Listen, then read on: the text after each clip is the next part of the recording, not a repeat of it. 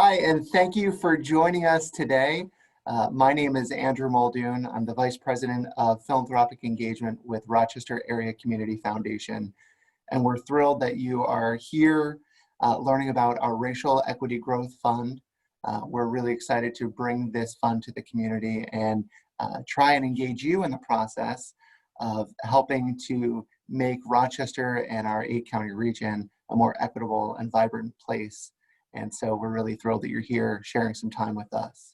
So to get things started, I'd like to introduce my colleague, Maya Crane, who is our program officer for the equity area within our community programs team here at Rochester Area Community Foundation. Thank you, Andrew. In August of 2017, ACT Rochester and the Rochester Area Community Foundation released a report that documented how the status of African Americans and Latinos in the entire 9-county region, Rochester region, significantly lags their counterparts in New York State and nationwide. The recently updated report is an expansion of the first and continues to create a deeper knowledge of the disparities confronting the Black and Latino communities in and around the city of Rochester. The 9-county regional population is more than 82% white, and there are a little less than 130,000 African Americans in the region, which account for about 10.8% of the population and by far the largest minority group. The second largest minority group is our Latino population, and we have about 81,000 residents and account for about 6.8% of the total population. The disparities experienced by these two groups are very similar and are dramatic. While there are other minority groups, they are relatively small in numbers. So you'll see that this report focuses heavily on Black and Latinos in and around the 9-county region. The Hard Facts Update examines the substantial gaps in educational and economic outcomes among persons of different racial and ethnic backgrounds.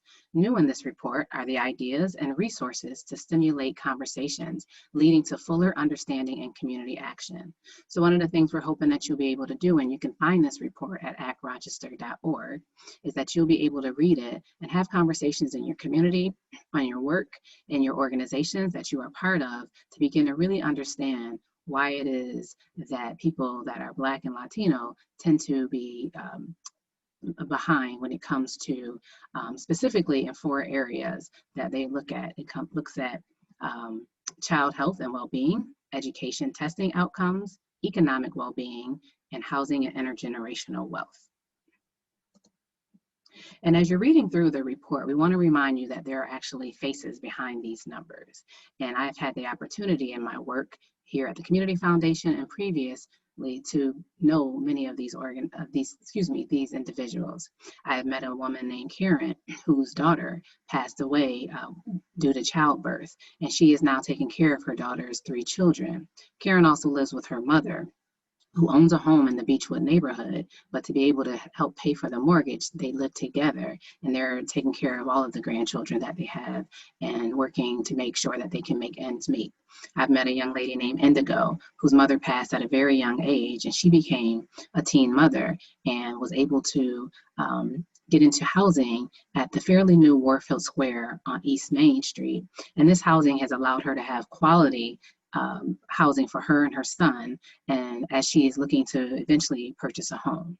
I've met a woman named Nancy who was also trying to get into Warfield Square housing, and Nancy is a great asset to this community. She is very involved with her children at East High School, but unfortunately Nancy, because it is a drawing, her number didn't come up and she was not able to get in housing. So Nancy is still waiting for quality, affordable housing for her and her children.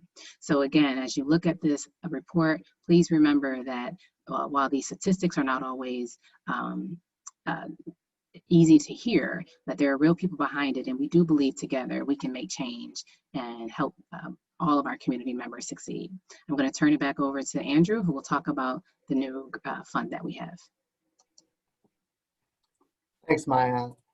So we're really excited about this fund, and when it was created, we were really looking at the data and the history within our community to develop this fund in a way that really supports racial equity in 3 areas. So first, we're looking to invest in Black, Indigenous, and people of color nonprofit leaders through mentorship and career development to ensure that organizational leadership reflects the racial and ethnic composition of the community that it's serving. We're also looking to recognize that Black, Indigenous people of color are a relatively recent phenomenon in Rochester that have endured historic underinvestment. And so this fund will support innovative ideas to form BIPOC-led nonprofit organizations. And knowing that about $4.25 billion of income in Monroe County is generated through these nonprofits, grants from this fund will encourage a greater per capita share of those dollars to go to the BIPOC community and those nonprofits. We also look to provide funds for racial equity education and training, primarily for small business. 58% of businesses established in Rochester employ fewer than 100 employees and generate $8 billion of regional gross income. Many firms struggle with diversity, equity, and inclusion, and subsequently deny economic opportunities to BIPOC people. Racial equity education and training should create economic benefits for Black, Indigenous people of color. And so we're really hoping that this fund acts as a catalyst to generate more opportunity and really invest in a way that's meaningful and helps long term. And we're very excited that Mubarak Bashir is here. He is the director of the Greystone Open Hiring Program, and he's going to share a little bit about what they're doing today and what the vision is to provide a new platform, a new way to put people to work who are in a position to really do great things. So I'd like to ask Mubarak to join me now. Thank you. Good morning. Thank you for having me. I want to begin just with what open hiring is and the history of Greystone. So the founder of Greystone, Bernie Glassman, had a strong belief that we can use businesses to make a positive impact in our communities. So Bernie saw an issue with homelessness, he saw a recidivism problem, there was an AIDS problem, and he noticed that people weren't reaching their full potential in society. And it wasn't because they couldn't contribute, they just didn't have the opportunity. And so the result of this is that society was losing. If people weren't able to contribute, if you can't reach your full potential, that's a loss to society. And so because of this, he started a small caking business and began going out and pulling people off the streets and putting them to work at this business. And so Greystone operates, Greystone is a for-profit, nonprofit social enterprise that operates a bakery in Yonkers, New York. And since the early 80s, they've been using an open hiring model. And what this means is that we hire people with no questions asked. There are no background checks, no interviews, no drug tests. If someone is ready to work and willing to work, they put their name onto a list and they'll be called when an opportunity comes up, and they'll be put right to work. So we really want businesses to adapt to this model because it does give an opportunity. And then also look at, is a high school diploma really necessary for a specific job, or businesses using certain practices that are really screening people out of positions that these things aren't really necessary. So our goal is to ensure that people have access to work and remove the discriminatory hiring practices that prevent people from gaining employment. Our CEO, he says, open hiring isn't for someone that's trying to climb the ladder, it's for someone that's trying to find the ladder. And that's what we're doing. We're trying to help people find the ladder, find maybe their first opportunity to have work, and then hopefully this will increase and they'll be able to move on into different positions in different roles. And then open hiring also isn't a re-entry focused program. I think a lot of times when I speak with people, they think it's geared specifically for those that are returning from incarceration. That is one group that we're looking to focus on, but it's also for individuals that may be facing homelessness. It's for the stay-at-home mom or dad that's looking to re-enter the workforce, refugee population. Open hiring is geared towards anyone that's facing any barriers to employment. So if we look at this chart here, why it's important, if we were able to have businesses take money out of what they spend on background checks, drug tests, interviews, resume reviews, and instead invest that money in the onboarding of frontline workers or access to wraparound services, professional development, different things that businesses could be using those dollars for. And what it creates access. It creates access for a lot of people that just don't have the opportunity to work. As I mentioned, if someone doesn't have a high school diploma, that's one of the requirements. for a job that they can really be trained on fairly easily is preventing people from working. And we know Rochester has a large population of young people that haven't completed high school, so they don't have a high school diploma, and they are able to get an opportunity to work.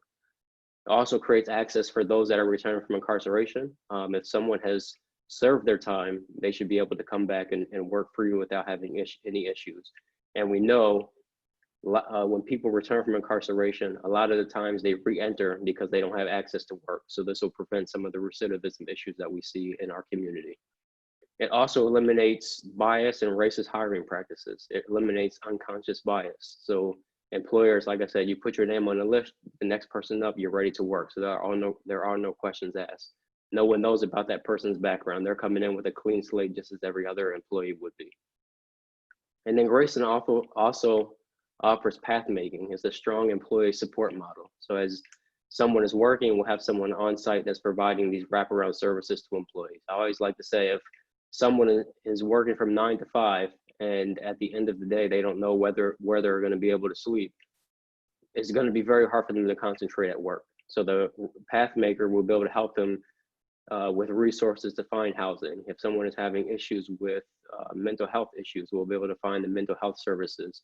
If there's childcare issues, transportation issues, that's what the path maker's role is, to remove some of those barriers that people are facing in the workplace. Next slide, please. And then open hiring has a great impact on it will have a great impact on our community. So to address many of the social challenges that we're facing. So after a lot of this social unrest, there have been a number of businesses that have put out words and statements, and we want businesses not to just put out statements, but put action behind those words. So businesses adopting this open hiring model is really one way that you can show that you're socially conscious and you want to make an impact in the community. So businesses that adapt to this open hiring model are going to be putting people to work that are often considered marginalized in our communities. It's also a great opportunity for businesses and the community. So it's an opportunity for businesses to look, just like the founder of Grayston did, is look at the issues facing our community. We have a number of issues: poverty, homelessness, the low high school graduation rate. This gives businesses the opportunity to address some of these issues. Along with Grayston, we can work and improve our community. And then also open hiring is going to benefit. I come from the nonprofit background. I spent 11 years at the Urban League overseeing the workforce development programs. And our goal was to get young people, and we work specifically with young people that haven't completed high school and those returning from incarceration. Our goal at the end of the program was to get them employed. And so open hiring will be able to work with all of the local nonprofit organizations in Rochester, those workforce development programs that have a goal of getting their clients employed. And we'll be able to get those young people and those clients employed in employment opportunities using this open hiring model. So we'll have a significant impact on our community. And also benefit a lot of the nonprofit organizations, because Grayston is not coming to Rochester to try to redo anything or create something new. We are looking to work with all of the agencies in the community and make sure that we're creating an effective impact on our community members.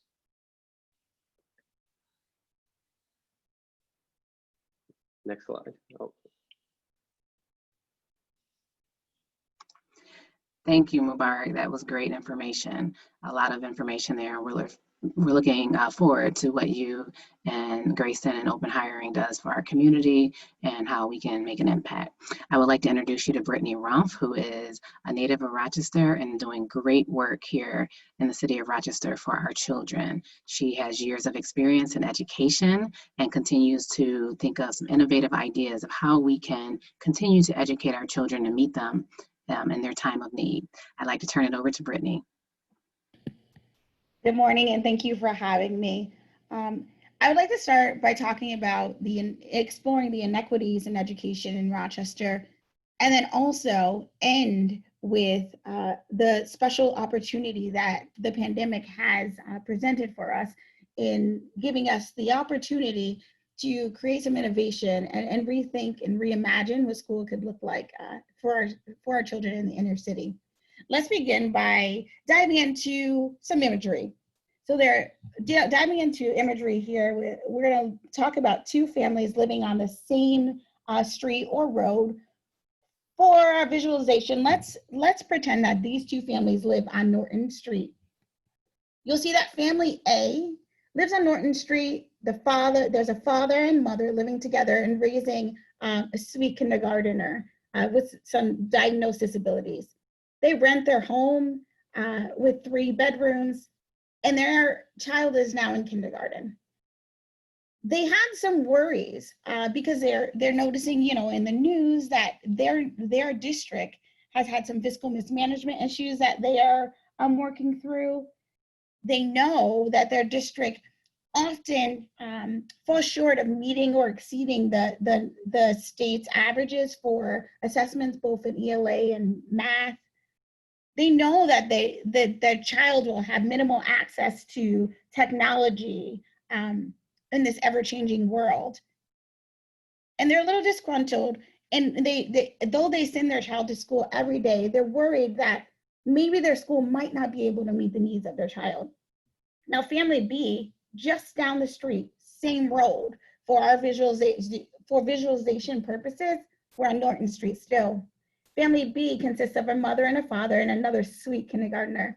They own their home. Their annual income is significantly higher than family A. Now, their district is full of caring staff, and they meet, and their district, they know, meets and exceeds the state averages on state assessments. Every child beginning in kindergarten in this district gets an iPad for usage in home and in school. They are engaged in asynchronous and synchronous learning in school. Therefore, their learning continues at home when they take their iPad home, because they can access apps that they use during the day. They have state-of-the-art STEM labs, and their district also has a robust arts program. However, this family had the means to send their child to a Catholic school. Now remember, both of these families live on the same road, and there's one crossroad that separates them, just one intersection. For visualization purposes, let's pretend that this is Culver Road. Now, Culver Road may as well be renamed the Opportunity Lane, Opportunity Avenue, because Culver Road, just like many intersections that border the city and our suburban neighborhoods, represent opportunity. They represent access. Whether you turn to the right or left from this intersection, unfortunately, determines your child and family's access to a high quality education. Next slide, please. And then spring 2020 happened for these families. The pandemic happened. And we see that family A, school ends abruptly. Their kindergartner now is home, and they cannot afford to, the families cannot afford to skip work and stay home with their child. Also, because school ended abruptly, their child was sent home with no materials, no Chromebook, no iPad, no access to any instruction. Now, family B, school ends abruptly also, but the mother is able to take a leave of absence to be home with their child. And the student has already had an iPad, which they're familiar with. Therefore, they were able to engage in both live instruction and asynchronous learning from the apps that they're used to using anyways. You'll see that family A, because the parents weren't unable to stay home, they had to go next door with a 9th grader who did have a Chromebook, who was supposed to be engaging in asynchronous and synchronous learning. However, they're babysitting their neighbors because that was their only choice. And also in family A, the school meal distribution sites was too far to walk, and parents were nervous about their children's safety. Unfortunately, this is the story of many of our families in our inner city. Next slide, please. 25,669. 25,669 represents the children that live in the inner city of Rochester. Now we're in the fall, and usually we're worried about the summer slide or what some may know as summer learning loss. But now this pushes back, way back into the spring. Some students have been without instruction until the spring, and now 25,669 children need to figure out where they're going to go to be safe, how they're going to access remote instruction, where their meals are coming from. Then also, just last week, 160 support staff, including teachers, assistants, and paraprofessionals, lost their jobs. Now, these support staffs are essential within inner city education. They do much more than just support their lead teacher. They are the glue that holds our classrooms together. They also happen to be the majority of Black and Latino teachers in education, these support staff, now losing their jobs. These support staff are really important too, because they are the ones who are pulling the small groups. They're the ones that know their students. They have built such a great relationship that they are able to support each student individually. Our support staff, they often don't have access to capital or access to the means or time or the know-how to advance themselves to then be the lead teachers. Next slide, please. And that's where we come in. What we're seeing is that, again, this inequity is showing its face, and it's been its face again, and it's been illuminated by the pandemic. The digital divide, which we knew was there, and now the response to remote learning. We see all around the nation, and it's no different here in Rochester, that our suburban neighborhoods are creating learning pods. Now, if you don't know what a learning pod is, a learning pod is when you have to have the means, again, to hire an educator to pull just a small group of children together to ensure that they are safe, they have nourishment, and they're in a space that's conducive to attending their remote learning. But this might widen the gap. And it's not an achievement gap. Again, it's an opportunity gap. What about the 25,669 children in the city? Where are they going to go? How can we ensure that they are fed daily and that they have access to technology and they have an environment that's conducive to attending to their remote learning, and someone who is there to support them? With Rock City Learning Pods, we've created an advisory committee to do just this: develop learning pods for the inner city children so that they have that safe space conducive to learning. They're fed, they're getting the social skills they need, and they're getting the support from our teachers who have been laid off, who are usually supporting a lead teacher, but in this, they've got the opportunity through the pandemic to learn the skills it takes to run an education program.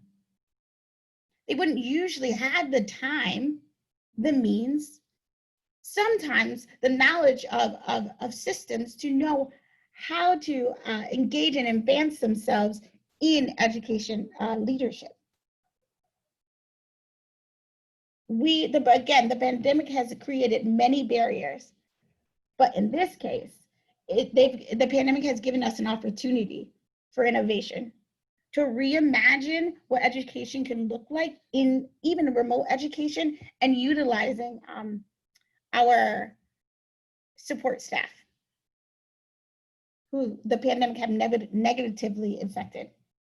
Thank you.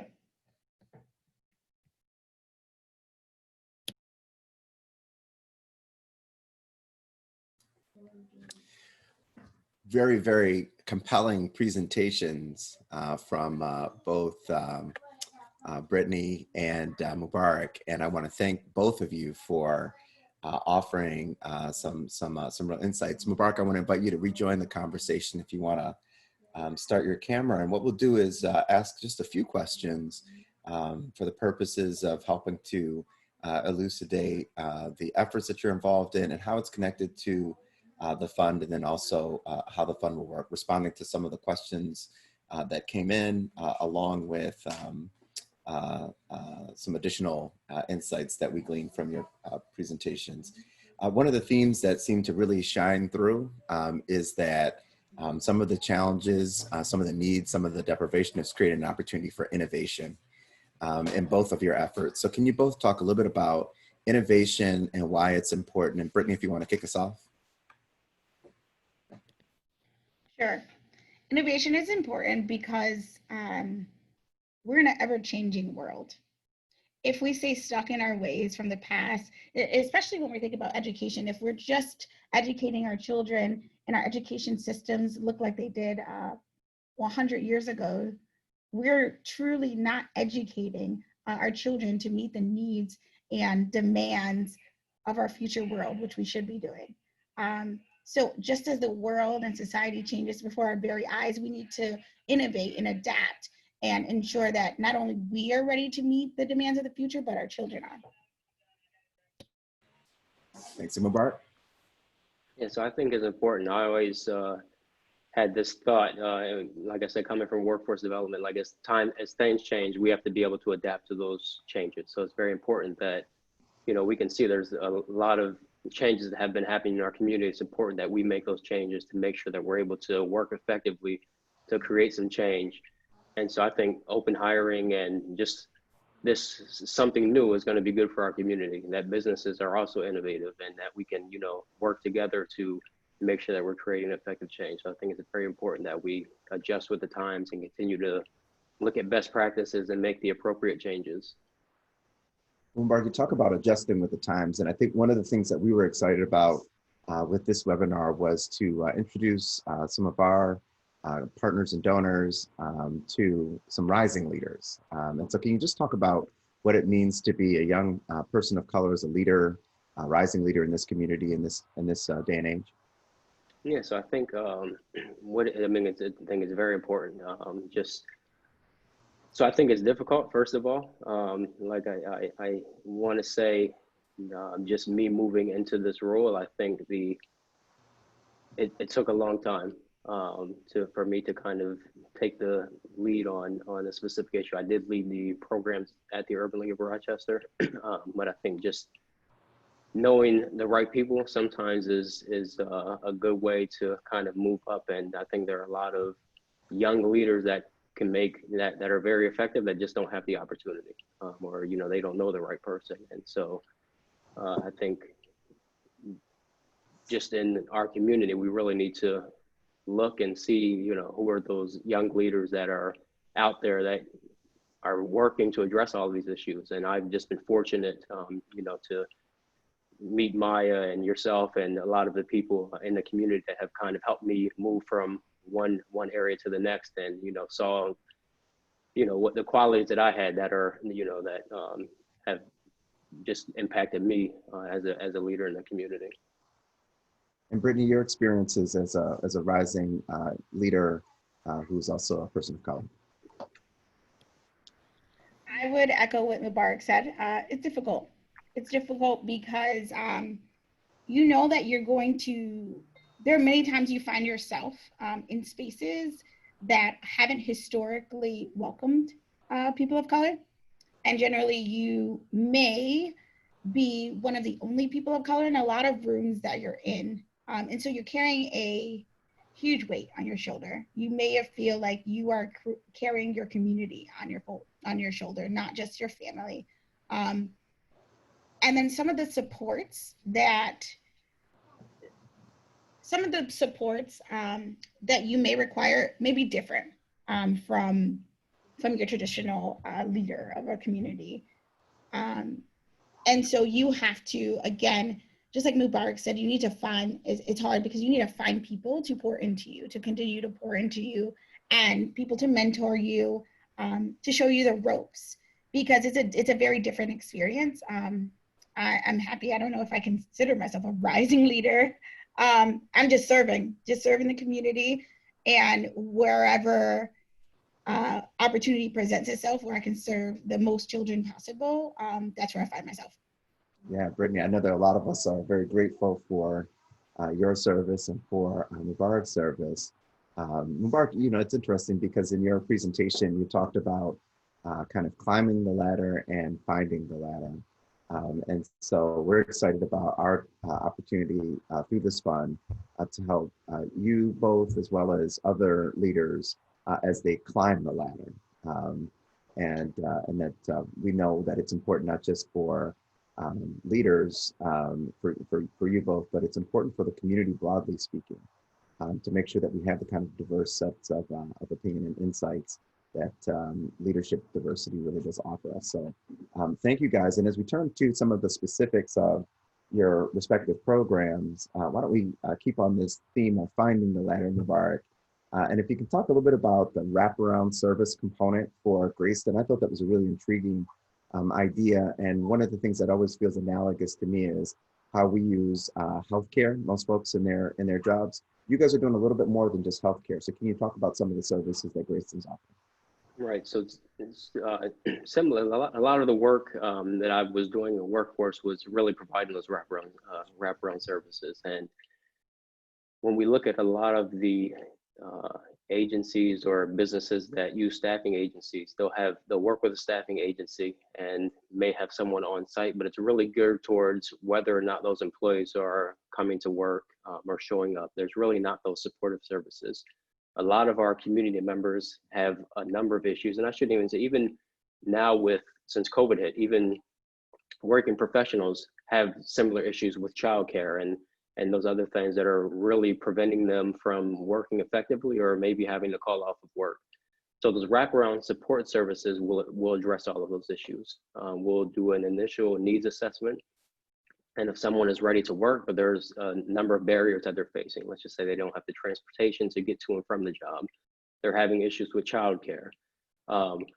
They have some mental health issues that need to be addressed for them to be able to work effectively. We'll have someone on site that works side by side with that person. I like to say it's similar to what you would say with an EAP program, but you're not calling a number. You have someone that is there directly to work with you and assist you through that entire process. And even serving as the liaison between the employee and the company. So if the company says, okay, this person needs to improve some of their soft skills, then we'll do trainings on those specific soft skills so that a business isn't just hiring someone and letting them go. We're going to work with them to make sure that we address all of these issues that are preventing this person from being the most effective in the workplace.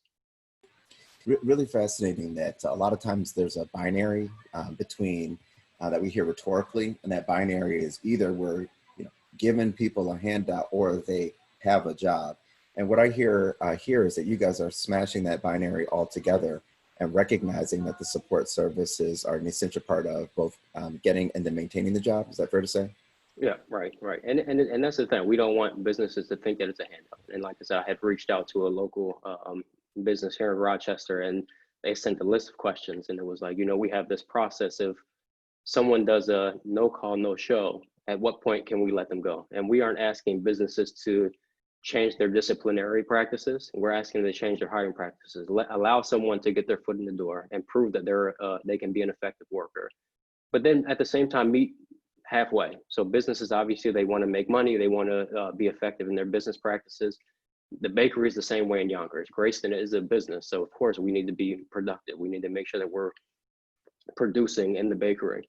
But also look at it from the social work, and let businesses and social work meet in the middle and work together so we can make sure that we're able to get our community members employed. And just it'll at the end of the day, it's going to create a significant impact because these people in the community that are employed are going to be purchasing things and buying things. So this money will come back into the community. So it'll just be a win-win in both situations. That's really fascinating. It's also interesting that many of the folks the businesses that have signed up, as we understand it, haven't done so from the perspective of this is a charity. They see this as integral to their business interests. Can you just unpack that a little bit for us?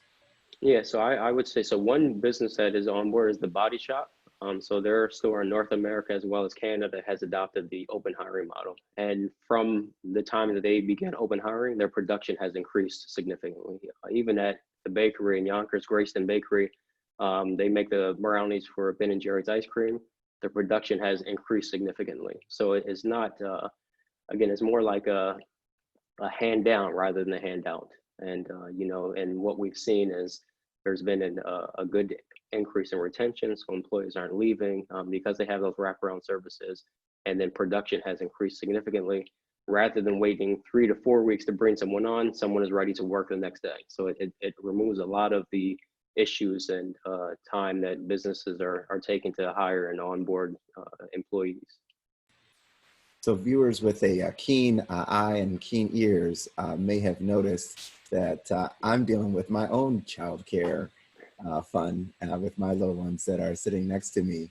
It makes Brittany, so much of the work that you're doing is critical for a lot of parents that otherwise wouldn't have some of the access. Can you talk a little bit about you know, why it's important for providing these services? And can you contextualize that with the fact that a lot of people want to work and really have to figure out a really challenging set of circumstances? Sure. Back in the spring, I was fortunate enough to be able to stay home with my 9-year-old.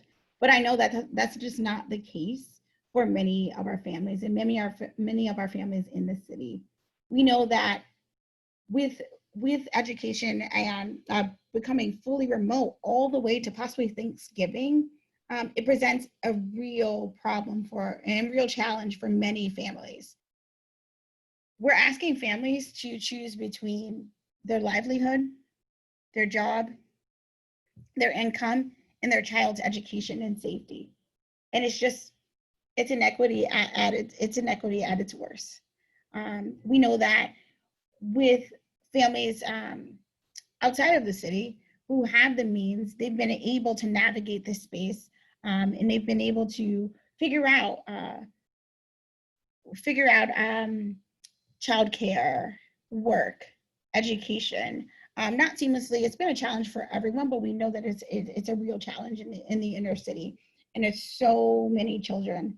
Again, 25,669 children for people who need to know a number. But we know behind those numbers are faces of children who need and deserve a safe place to be, a meal, and access to a high quality education. And I truly do believe that it's a responsibility of everyone in our community to ensure that those children have their needs are met. And right now that's a need. Brittany, I appreciated that you acknowledged that, you know, of course we know that there are challenges in the suburbs. Of course we know that there are challenges in our rural communities, and we're attentive to that. But when we just think of the scope and scale, it sounds like from what we hear that the focus really does have to be on where the needs are the greatest, and that's in the city in this case. Yes, exactly.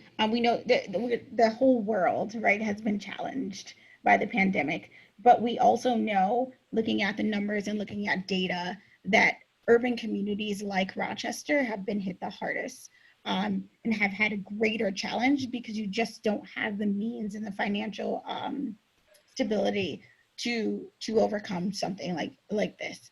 And our children shouldn't have to feel the bulk of this. Yeah. We deserve, they deserve it. Well, one of the things that's really, I think, fascinating about the effort that you've mobilized is that the New York Times recently, in a story, identified Rochester as the most economically vulnerable city to the pandemic and the effects of COVID-19.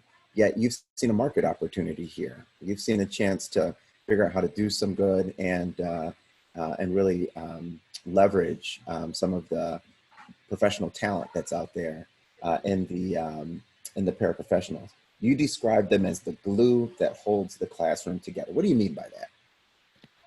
We know that all children, before you learn anything, before a child learns anything from anyone, they need to build a relationship. If you talk to any educator, they'll tell you that the first 6 weeks of school is primarily focused on building that relationship, because it is essential to build a relationship to then have a child trust you and learn and be able to learn from you. And additionally, you need to take that time to learn about the child and their learning style and their likes and their personality. And so, unfortunately, some of our class sizes are really large. So with one teacher and let's say 30 to 33 students in a classroom, it is incredibly difficult to foster those positive relationships with each student for just one lead teacher. So the paraprofessionals and the teacher assistants fill in that gap, and they have such strong relationships, and then also are able to learn from those lead teachers the educational tools and pedagogy that they need to ensure that students achieve academic success. They truly are the glue, because it's that relationship piece. And what we know, again, about Black culture and Latin culture is that relationships are even more essential than other cultures. So I'm just really worried about that relationship building over a Zoom. Yeah, no, that the technological challenges that it presents are very significant. And I think I recall reading a statistic some years back that said that the greatest predictor for academic success is the extent to which a kid feels that their teacher cares about them. So I hear kind of embedded in the comments that that relationship piece is so critical. Tell us how it's going to work. I know you guys are still in the process of innovating, but how are you guys thinking that you're going to carry this out?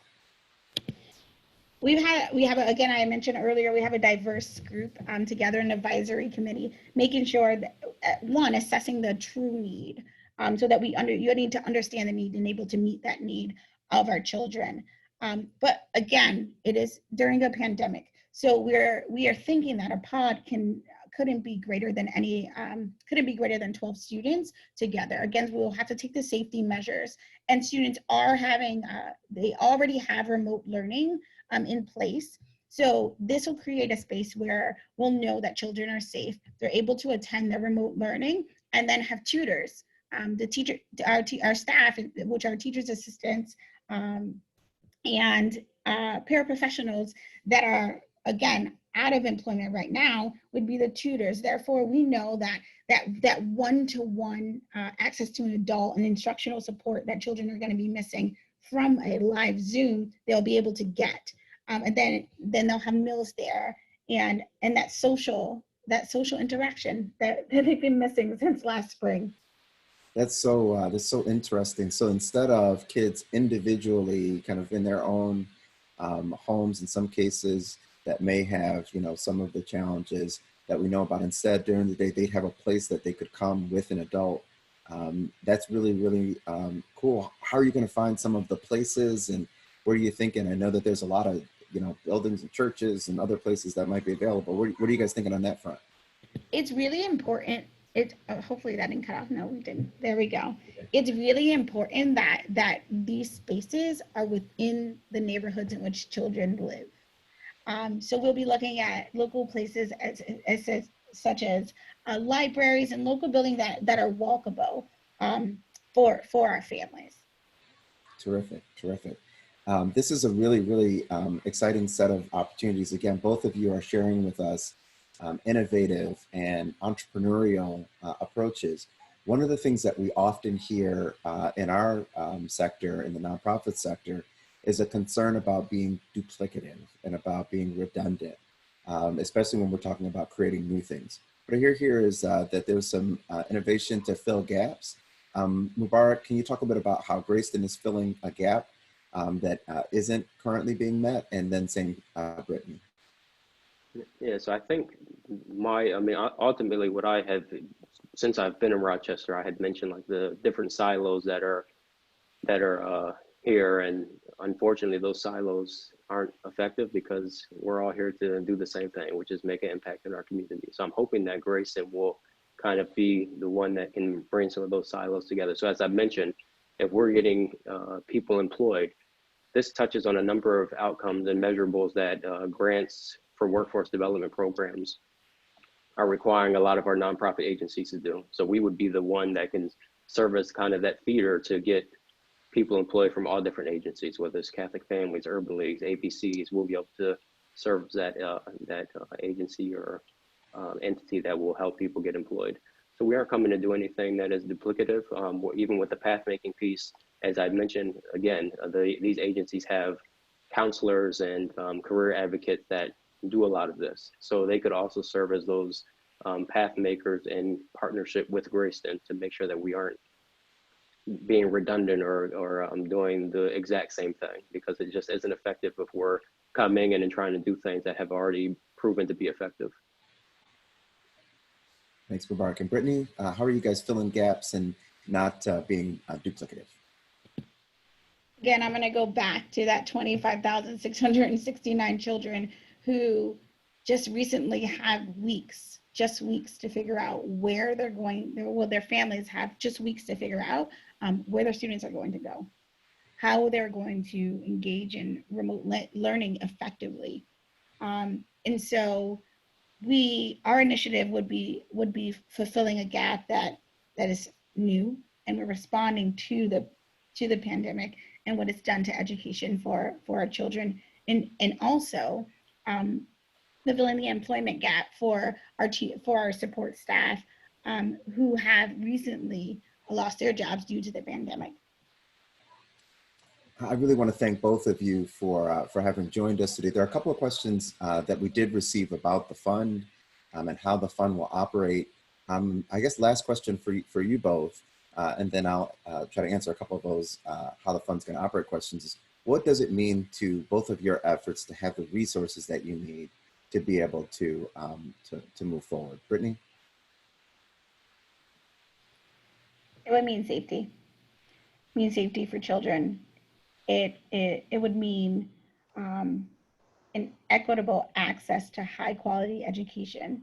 It would mean support staff of color and Latino support staff would finally get the resources that they don't historically have to advance their career in a field that they love and are essential to. Thanks so much, Brittany. And Mubarak? Yeah, so for Greyston, I think having the resources, that's right now we're doing kind of a pilot here in Rochester, and Rochester was selected as the first region to do this pilot. So, I mean, if this pilot is effective, then resources are definitely going to be needed so we can expand. At this time, I'm the only one based in Rochester, and our ultimate goal is that we'll be able to bring additional people on board.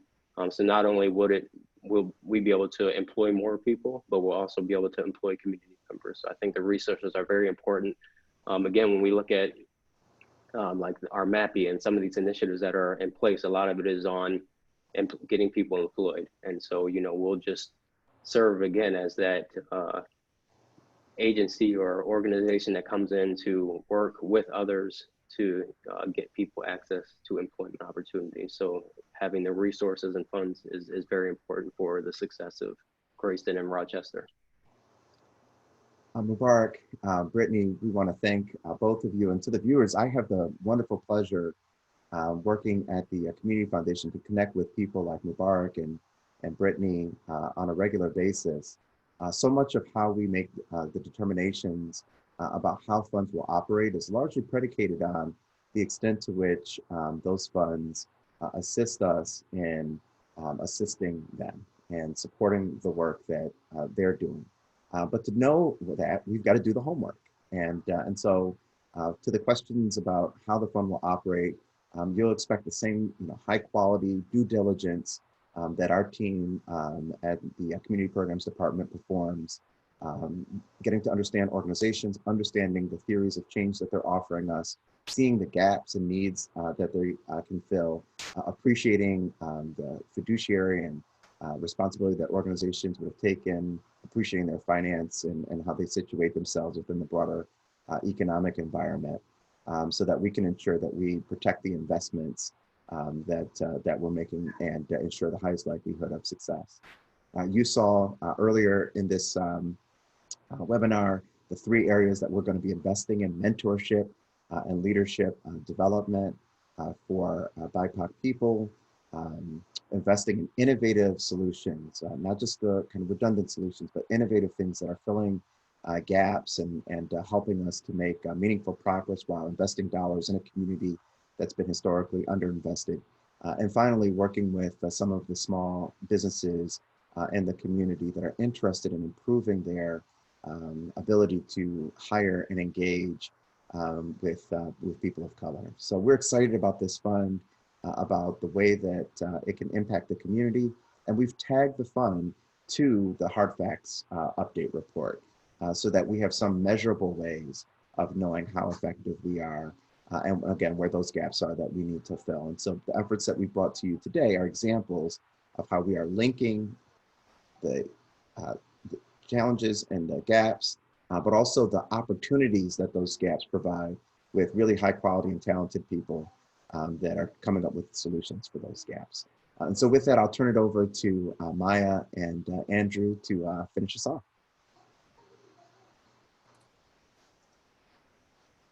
Thank you so much, Simeon. Thank you, Mubarak. Thank you, Brittany. Maya, you pulled together a really great program, and we're so thrilled to be able to share this with our donors and friends of the Community Foundation as we look to, again, really lift up and use this Racial Equity Growth Fund as a means to accelerate some of the great things happening in the community and to really figure out a way to engage our donor audience with some of the great work that's happening here. So I'd encourage everyone to take a look and feel free to write to us or contact us through the website. And if you have other follow-up questions for Mubarak or Brittany, we're happy to pass them on and make sure that you learn as much about the efforts that they're putting into the community as possible. And we look forward to keeping this conversation going. Maya, do you have things to share? Thanks. Thank you for your time listening to this, and I hope it was very informational and knowledgeable, and we look forward to working with you soon.